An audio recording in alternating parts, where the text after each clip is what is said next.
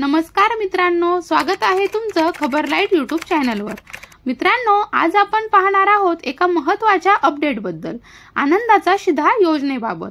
ही योजना आता सरकारकडून बंद करण्यात आलेली आहे, पण हे नेमकं का झालं असेल आणि याचा परिणाम काय होणार आहे या संदर्भात सविस्तर अशी माहिती आपण या व्हिडिओच्या माध्यमातून जाणून घेण्याचा प्रयत्न करणार आहोत। त्यामुळे व्हिडिओ नक्की शेवटपर्यंत पहा आणि आपल्या चॅनलवर पहिल्यांदाच आला असाल तर चॅनलला सबस्क्राइब करून घ्या, जेणेकरून अशाच प्रकारचे नवनवीन व्हिडिओ तुम्हाला या ठिकाणी भेटत राहतील। मित्रांनो, 2022 मध्ये महायुती सरकारने सुरू केलेली ही योजना जी गरीब आणि मध्यमवर्गीय लोकांसाठी होती। प्रत्येक मोठ्या सणाच्या वेळी शिधापत्रिका धारकांना फक्त 100 रुपयांमध्ये विशेष किट दिले जात होते।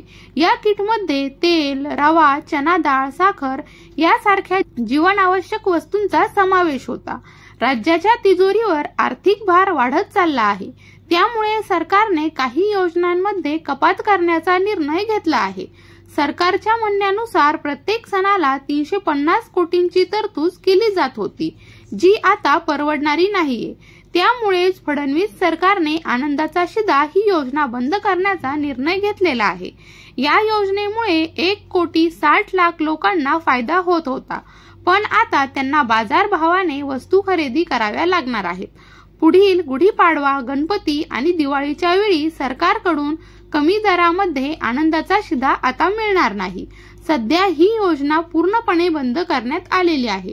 भविष्यामध्ये सरकार कोणता नवा पर्याय देणार का हे पाहणे या ठिकाणी महत्त्वाचे ठरणार आहे।